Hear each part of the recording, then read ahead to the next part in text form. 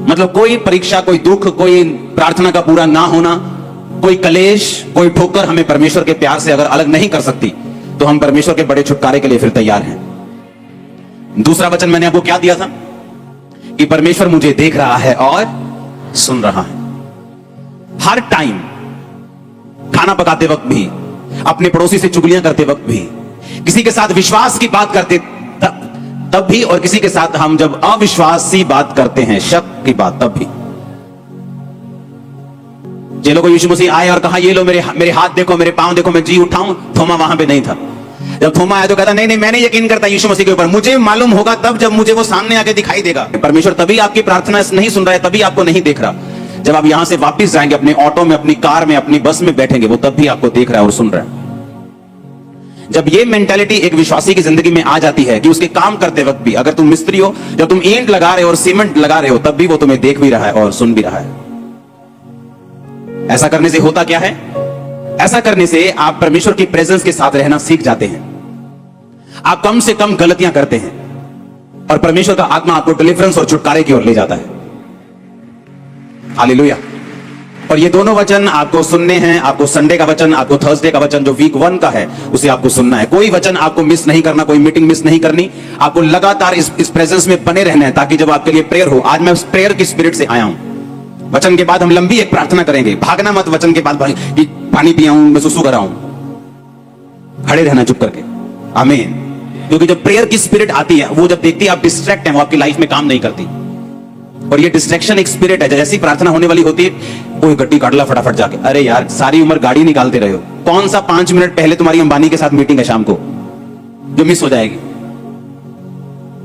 ये शैतान है, ये शैतान है। वो चाहता नहीं कि तुम प्रेयर में जाओ। हालेलुया। तीसरा पॉइंट जो आज मैं आपके साथ शेयर करूंगा कि आपको छुटकारे के लिए क्या करना है। छुटकारा एक पास्टर को भी चाहिए, छुटकारा एक विश्वासी को चाहिए, छुटकारा एक वॉलंटियर को चाहिए। हर एक व्यक्ति की लाइफ में छुटकारा उसकी अपनी हिसाब से, उसकी लाइफ के हिसाब से, करंट सिचुएशन के हिसाब से उसको चाहिए होता है। आमीन। दाऊद को चाहिए था कि जब वो मसा हुआ, उसके बाद उसको छुटकारा चाहिए था कि वो किसी का राजा बने, एक गोत्र का राजा बना। उसके बाद उसका छुटकारा यह था कि वो सारे गोत्रों का राजा बने। उसके बाद उसका छुटकारा यह था कि उसका अपना निज पुत्र उसकी गद्दी के ऊपर बैठे और कोई भी जन उसको मार के वो गद्दी ना ले सके। हर टाइम आपको छुटकारे की जरूरत है। एक फैमिली में बेटा नशे करता है, आपको छुटकारा चाहिए। हस्बैंड वाइफ की नहीं बनती, आपको डिलीवरेंस चाहिए। आपका फाइनेंस अच्छा नहीं होता, आपको डिलीवरेंस चाहिए। और इन 7 हफ्तों में डिलीवरेंस आपके पास होगी। ये 7 हफ्तों में जो वचन आपको मैं दूंगा, अगर आपने माना और सुना और आपने प्रेयर मेरे साथ की, आप स्पर्श को लेके वापस जा रहे हैं। हालेलुया। तीसरा पॉइंट लिखो अपनी कॉपी के ऊपर। अगर आपको डिलीवरेंस चाहिए आपकी लाइफ में, जिसके ऊपर आपकी लाइफ निर्भर करती है, तो आपको अपनी बुलाहट को फॉलो करना होगा। लिखो। आज मैं आपसे बात करूंगा अपनी बुलाहट को, अपनी कॉलिंग को फॉलो करना। बहुत से लोग पूछते हैं मेरी बुलाहट क्या है, मैं कैसे जानूं कि मेरी कॉलिंग क्या है, परमेश्वर ने मुझे किस काम के लिए बुलाया है। हर एक विश्वासी की जिंदगी में 2 तरह की बुलाहट है। लिखो। हर एक विश्वासी 2 तरह की बुलाहट से अपनी जिंदगी में से निकलता है। और बाइबल बताती है अगर वो अपनी दोनों बुलाहट को फॉलो करता है तो छुटकारा उसके परिवार में आता ही आता है। उसकी लाइफ को फॉलो करता ही करता है। 1% भी चांस नहीं है कि उसकी लाइफ में वो छुटकारा ना हो। समझ आई कि नहीं? तीसरा पॉइंट है कि आप अपनी लाइफ की कॉलिंग को अगर फॉलो करेंगे तो परमेश्वर आपको छुटकारा देगा, ऐसा बाइबल कहती है। और कॉलिंग 2 प्रकार की होती है, बुलाहट 2 प्रकार की है हर एक विश्वासी की जिंदगी में, जिसने बाद में चाहे प्रेरित बनना हो, चाहे पास्टर बनना हो, चाहे बिजनेसमैन बनना हो, चाहे उसकी लाइफ में कुछ और बुलाहट हो, जैसे परमेश्वर ने उसे एज ए डॉक्टर बुलाया हो, एज ए इंजीनियर बुलाया हो। हर एक व्यक्ति की लाइफ में 2 बुलाहट हैं। वो किसी भी तरह की बुलाहट हो, वो 2 प्रकार की होती है हर एक विश्वासी की जिंदगी में। और अब पहली तरह की बुलाहट को मैं आपके साथ शेयर करूंगा। हम पढ़ेंगे रोमियो 12 उसकी 1 और 2 आयत को अपनी स्क्रीन के ऊपर। उसमें लिखा, अब इसलिए हे भाइयों, मैं तुमसे परमेश्वर की दया याद कराकर विनती करता हूं कि अपने शरीरों को जीवित, पवित्र और परमेश्वर को भावता हुआ बलिदान करके चढ़ाओ, यही तुम्हारी आत्मिक सेवा है। इस संसार के सदृश्य ना बनो, परंतु तुम्हारी बुद्धि के नए हो जाने से तुम्हारा चाल चलन भी बदलता जाए, जिससे तुम परमेश्वर की भली भावती और सिद्ध इच्छा अनुभव से मालूम करते रहो। परमेश्वर का वचन कहता है तुम परमेश्वर की सिद्ध इच्छा, भली इच्छा और भावती इच्छा अनुभव से मालूम करते रहो। और उसने कहा कि अपने शरीरों को जीवित, पवित्र और परमेश्वर को भावता हुआ बलिदान करके चढ़ाओ, यही तुम्हारी आत्मिक सेवा है। उसने कहा पहली तरह की बुलाहट यह है कि तुम अपने जीवनों को, अपने शरीरों को जीवित, व्यभिचार से अलग, नशे से अलग, पाप से अलग, गालियों से अलग, जीवित शरीर परमेश्वर को चाहिए। आपका यह पहली बुलाहट है परमेश्वर की। ये तुम्हारा शरीर नहीं कि तुम सूटे मारो इसके साथ, ये तुम्हारा नहीं है। किसका है ये तुम्हारा नहीं कि तुम तंबाकू लगाओ इसके साथ। किसका है ये? वो कहता तुम अपने शरीर को जीवित दो मुझे, पवित्र दो मुझे, और परमेश्वर को मन भावता हुआ बलिदान करके दो। किसको देना है? अपने शरीर को। कैसा देना है? कहता जीवित, पवित्र और मन भावता हुआ। जैसे परमेश्वर को, जैसा परमेश्वर को भाता है वैसा तुमने परमेश्वर को अपने शरीर को क्या करना है? बलिदान देना है और परमेश्वर को अपनी बॉडी दे देनी है। यह तुम्हारी आत्मिक सेवा है, यह तुम्हारी पहली कॉलिंग है। जब तुम मसीह में आते हो, परमेश्वर तुम्हें यह नहीं बताता कि मैंने तुम्हें एक पास्टर होने के लिए या एक बड़ा जन होने के लिए या एक बड़ी बिजनेस में आशीष देने के लिए चुना है। पहले वो तुम्हें यही कहता है कि तुम अपने शरीर को जीवित करके, मन भावता करके और पवित्र करके मुझे सौंप दो, ताकि जो असली बुलाहट में मैं तुम्हें लेके जाना चाहता हूं, मैं लेके जा सकूं। समझ आई इतना कि नहीं आई? उसने कहा यही तुम्हारी आत्मिक सेवा है कि अपने शरीर को जीवित करके और मन भावता करके और पवित्र करके मुझे सौंप दो। यही तुम्हारी क्या है? आत्मिक सेवा है। अगर परमेश्वर ने यह सोचा हुआ है कि आपका छुटकारा वो तब करेगा जब आप उसकी सेवा को फॉलो करेंगे। मेरा छुटकारा तब हुआ जब मैंने सेवा को फॉलो किया, जब मैंने मिनिस्ट्री की, जब मैंने सेवा की। ये मेरी बुलाहट थी, मेरी बुलाहट थी सेवा करने की, लोगों के ऊपर प्रार्थना करने की। और जब मैंने इस बुलाहट को फॉलो किया, तब मेरी लाइफ में पूरा छुटकारा हुआ। चाहे मैं 40-40 रोजे रख के कितनी बार रोता रहा, मांगता रहा, प्रार्थना करता रहा, प्रभु के साथ नाराज भी होता रहा, प्रभु को भेंट भी चढ़ाता रहा, क्रूसेड्स करवाता रहा, मीटिंग्स करवाता रहा, बोलता रहा, सब कुछ करता रहा। लेकिन परमेश्वर ने कहा ये सब बातें ठीक हैं, ये तेरी हेल्प करेंगी आगे बढ़ने में, लेकिन तुझे मेरी पूरी बुलाहट को फॉलो करना पड़ेगा अगर तू मेरी जिंदगी में, अपनी जिंदगी में चाहता है कि मैं तुझे संपूर्ण छुटकारा दूं जैसा तू चाहता है। लेकिन बात यह है कि परमेश्वर आपको छुटकारा नहीं दे सकते और आपको दूसरी बुलाहट जो परमेश्वर की आपकी लाइफ में है वो आपको नहीं लेके जा सकते अगर आपने पहली कंडीशन को पूरा नहीं किया है। तो अगर आपका शरीर मन भावता हुआ बलिदान करके आपने परमेश्वर को नहीं चढ़ाया हुआ, तो वो आपको दूसरी बुलाहट में नहीं लेके जा सकते। अगर आपने 8वीं क्लास पास नहीं की तो आपको 9वीं 10वीं में नहीं लेके जा सकते। बहुत से लोगों का छुटकारा नहीं होता क्योंकि उन्हें मालूम नहीं मेरा छुटकारा होगा कैसे। मेरा हस्बैंड शराब पीता है, मेरा छुटकारा कैसे होगा। मेरे बच्चे नशा करते हैं, मेरा छुटकारा कैसे होगा। मेरे को फाइनेंशियल ट्रबल है, मेरा छुटकारा कैसे होगा। छुटकारे के लिए आपको प्रोसीजर फॉलो करना पड़ेगा। क्रिश्चियनिटी जो लाइन है ये शॉर्टकट की लाइन नहीं। आपको हर एक कोर्स को फॉलो करना पड़ेगा, हर एक लाइन को फॉलो करना पड़ेगा और परमेश्वर आपके साथ होंगे। अब जब मुझे मालूम है कि परमेश्वर ने मुझे एक काम करने के लिए बुलाया है, तो मुझे क्या करना है? मुझे पहली बुलाहट पूरी करनी है कि सबसे पहले अपने शरीरों को मन भावता करके, पवित्र करके और जीवित करके मुझे परमेश्वर को सौंपना होगा। कहता यही तुम्हारी आत्मिक क्या है? तुम्हारी सेवा है। कहता तुम्हारे बुद्धि के नए होने से तुम्हारा चाल चलन भी बदलता जाए। और बुद्धि नहीं कैसे होगी? जब हम अपने शरीर को वचन के आगे सौंप देंगे। हम रोज परमेश्वर का वचन पढ़ेंगे, हमारी बुद्धि नहीं होती जाएगी। जब बुद्धि नहीं होती जाएगी, चाल चलन बदलता जाएगा। और जैसे ही हमारा चाल चलन उस लेवल पे आ जाएगा, परमेश्वर आपको दूसरी बुलाहट से बुला लेंगे, आपसे अपने काम लेना शुरू करेंगे और छुटकारा आपके पास होगा जो आपको चाहिए। आपको कितनी जरूरत है हीलिंग की, आप कितना रोती हैं, कितना तड़फती हैं, इस बात से आपकी चंगाई नहीं होगी। दुख के हिसाब से चंगाई नहीं होती। बाइबल में हमें लगता है 45 साल से मेरे बच्चा नहीं, अब मैं चर्च में आ गई हूं, अब तो होगा। ये मायने नहीं करता कितने साल से नहीं हुआ।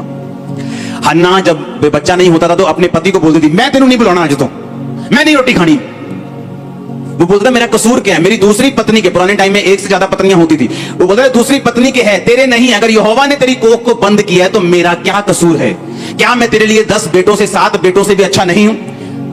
बाइबल कहती है वो उसको दुगना देता था, हर चीज, हर ब्लेसिंग, पैसा, सपोर्ट, दुगना प्यार करता था। लेकिन फिर भी बाइबल कहती है वो कुड़ती थी, खाना नहीं खाती थी, रोती थी, उसकी सौतन उसको चिढ़ाती थी, इतना कुछ ड्रामाबाजी घर में चलती थी, तब भी उसकी कोख नहीं खुली।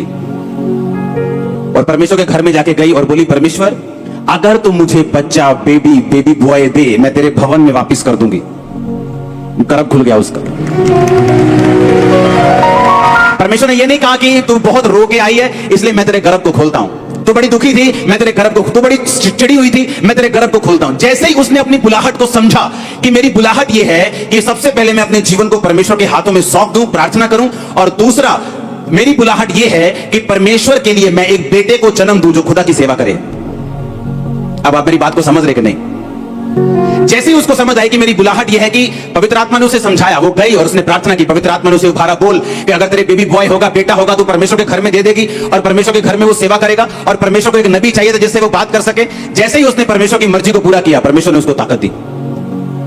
मैंने लोगों को मसीह बनते देखा है, लेकिन उनका पूरा छुटकारा होते हुए कई बार नहीं देखा, क्योंकि पूरा छुटकारा निर्भर करता है कि मसीह बनने के बाद, अपने शरीरों को जीवित प्रभु को चढ़ाने के बाद, जब परमेश्वर आपसे दूसरी बुलाहट के विषय में कुछ कहता है, आप उसे पूरा करते हैं कि नहीं करते।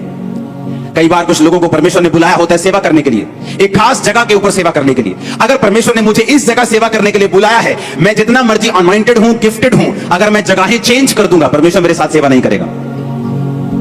मैं पूरी दुनिया में जाऊंगा इस्तेमाल होने के लिए, वो बात अलग है, लेकिन मेरी मेजर सेवकाई कहां है? आपके बीच में। आप मेरी बात समझ रहे कि नहीं? मेरी ब्लेसिंग भी यहीं पे है, मेरी प्रोटेक्शन भी फिर यहीं पे है, सारा कुछ यहीं पे है, क्योंकि मेरी कॉलिंग ये है, मेरी बुलाहट ये है। अगर परमेश्वर ने किसी व्यक्ति को एक चर्च में सेवा करने के लिए बुलाया, तो उसका छुटकारा वही होगा, वो चाहे 7-10 साल बाहर घूम के देख ले, उसका छुटकारा नहीं, संपूर्ण छुटकारा नहीं होगा। ये एक डर वाली बात है, और ये एक परमेश्वर के सामने रेफरेंस, हमें डर लगता है परमेश्वर जब हम इस बात को सोचते हैं। तो कई बार मैं ऐसे लोगों को जानता हूं, मैं पूरे पास्टर्स को मिलता हूं, लोगों से दुनिया घूमता हूं, ऐसे लोगों को जानता हूं जिनकी बुलाहट है वो चर्च में फुल टाइम सेवा करना, लेकिन उनके फनी बिहेवियर की वजह से, उनके गलत बिहेवियर की वजह से पास्टर उनको फुल टाइम नहीं रख पाता, और जब वो फुल टाइम उन्हें सेवा करने का मौका नहीं देता, उनका छुटकारा नहीं होता। अब वो सेवा कर भी रहे, लेकिन पूरे छुटकारे में नहीं। बाइबल में कुछ बरकतें परमेश्वर ने अपने दासों के हाथ में दी हुई हैं, उसके हक में रखी। जिनके पाप तुम माफ करो, उसने कहा उनके माफ किए गए। अपने दासों को कहा जिनके तुम रखो, उनके रखे गए। ये बात लोगों को मालूम नहीं। और जब एक आदमी अपनी बुलाहट को समझ जाता है कि मेरी कॉलिंग ये है, सबसे पहले परमेश्वर के साथ वफादारी, उसके बाद जो दूसरी बुलाहट है उसको कंप्लीटली फॉलो करना, ताकि परमेश्वर मेरी जिंदगी में संपूर्ण काम कर सके। मैं आपको लिख के देता हूं, वो किसी की शक्ल नहीं देखता। आप बड़े से बड़े दास हो, आप बड़े से बड़े बोने वाले हो, आप बड़े से बड़े सेवक हो, बड़े से बड़े सिंगर हो, बड़े से बड़े विश्वासी हो, वो किसी की शक्ल नहीं देखता। क्यों पढ़ूं मैं पुराना नियम जो 5000 साल पुराना है? मैं आज का इंसान हूं, मैं कंप्यूटर इंजीनियर हूं, मैं आज का बंदा हूं, मैं 10,000 साल पुरानी, 5,000 साल पुरानी, 3,000 साल पुरानी बातें क्यों पढ़ रहा हूं? क्योंकि उससे मुझे समझ आती है कि किन किन लोगों ने क्या किया कि परमेश्वर खुश हुए, और किन किन लोगों ने क्या नहीं किया कि उनको दुखों का सामना करना पड़ा। पहला राजा 1 उसकी 5 और 6 आयत को मैं पढ़ूंगा, आप अपनी स्क्रीन पे उसे देखेंगे।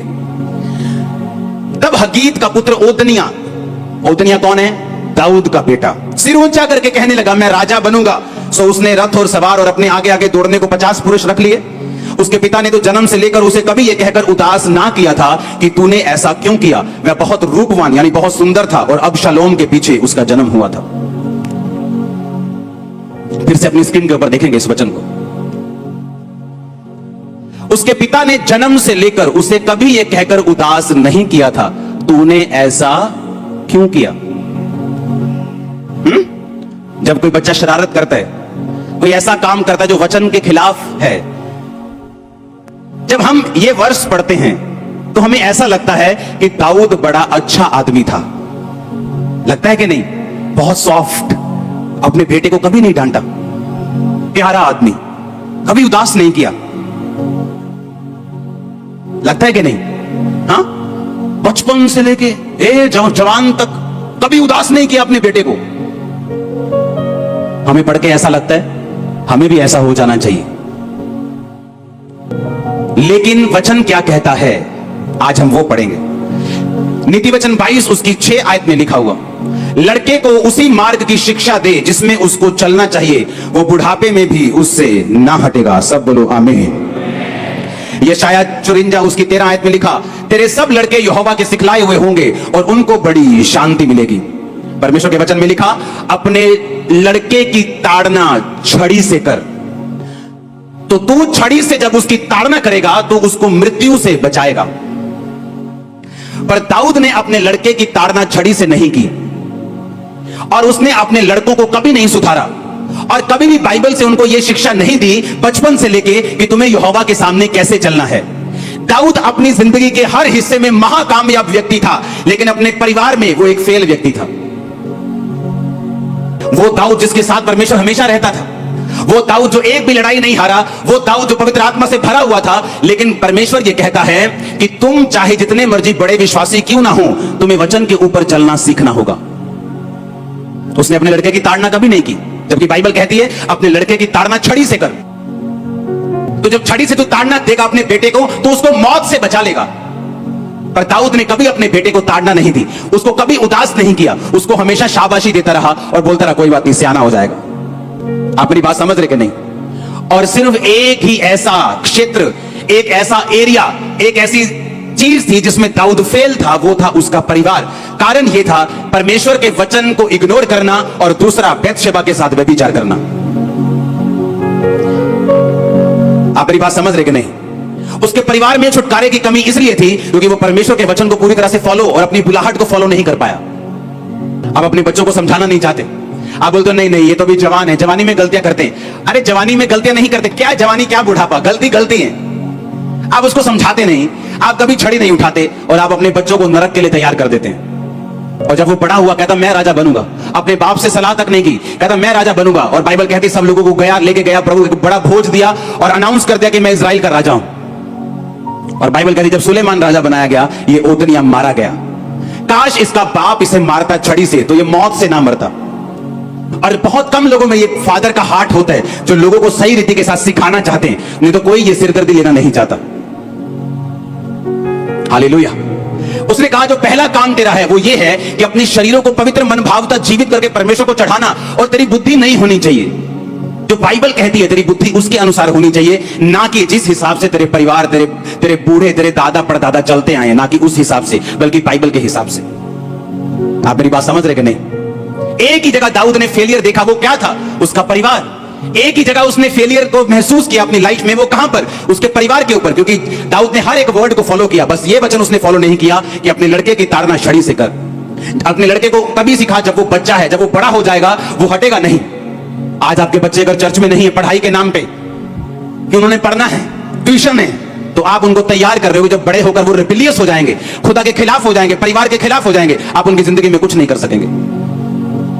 आज अगर एक 10 साल का बच्चा पाप को समझता है, पहले 20 साल का बड़ा पाप को समझता था, टाइम जैसे जैसे दिन बुरे होते जा रहे हैं, अंधेरे होते जा रहे हैं, फिर 16 साल का 15 साल का बंदा पाप को समझने लगा। आज 8 साल का बच्चा भी पाप को समझता है। अगर वो पाप को समझता है तो चर्च क्यों नहीं लेके आए तुम लोग? अगर वो समझता है पाप क्या है तो ये भी समझेगा वचन क्या है। अगर वो पाप को समझता है तो परमेश्वर को भी समझेगा। तो वो घर पे क्या कर रहा है? वो आज बीमार है, वो बात समझ आती है कि थोड़ा ठीक नहीं है, घर पे है, लेकिन अच्छा भला घर पे ये बात समझ नहीं आती। हमें वो करना होगा जो परमेश्वर का वचन कहता है। हमें पहली बुलाहट को फॉलो करना होगा और उसके बाद दूसरी बुलाहट परमेश्वर हमें भली भावती और सिद्ध इच्छा हमें अनुभव से मालूम होगी कि कहां पे परमेश्वर का आत्मा मेरे साथ रहता है। जब मैं इस जगह पे सेवा करता हूं, जब मैं ऐसे करता हूं, परमेश्वर का आत्मा मेरे साथ रहता है। जब मैं ऐसे परमेश्वर के साथ चलता हूं तो मुझे फ्लो फील होता है। जब मैं इस तरह से परमेश्वर के साथ चलता हूं तो मुझे महसूस होता है कि हां मैं सही कर रहा हूं। इतने मेरी बात को समझ रहे हैं? और तब हमें मालूम होता है कि हाँ हम परमेश्वर की दूसरी बुलाहट में एंटर कर चुके हैं। आमीन। आप चर्च में आते जा रहे हैं, अपनी जिंदगी परमेश्वर को आपने दे दी, अपने शरीरों को बलिदान करके परमेश्वर को दे दिया। धीरे धीरे आपको समझ आती मुझे सुसमाचार देना है। धीरे धीरे आपको समझ आती मुझे अपने अगुए के लिए 40 रोजे रख के प्रार्थना करनी, मुझे अपनी बहन के लिए प्रार्थना करनी, मुझे बीमारों के लिए प्रार्थना करनी। धीरे धीरे धीरे आप उस सेवा में एंटर करना शुरू और बुलाहट में एंटर करना शुरू कर देते हैं और वही छुटकारे का कारण बनती है। आमीन। और आप देखते हैं उसके बाद आपका फाइनेंस छूट रहा है, आपका शरीर हील होना शुरू हो गया, दुष्ट आत्मा पुरानी बात हो चुकी, शैतान जा चुका है, बीमारियां जा चुकी, स्ट्रेस खत्म हो चुका है, डिप्रेशन खत्म हो चुका है। आप अपनी लाइफ में फिर नोटिस करते हैं। आमीन। हालेलुया। हम कभी बाइबल पढ़ते हैं, हमें समझ नहीं आता कि यहां क्यों लिखा है कि दाऊद ने अपने बेटे को कभी उदास नहीं किया। हमें लगता दाऊद बहुत भला आदमी था, हमें लगता उसका नेचर बड़ा परफेक्ट था कि उसने कभी उदासी नहीं किया अपने बेटे को। कितना अच्छा डैड था वो, कितना अच्छा फादर था।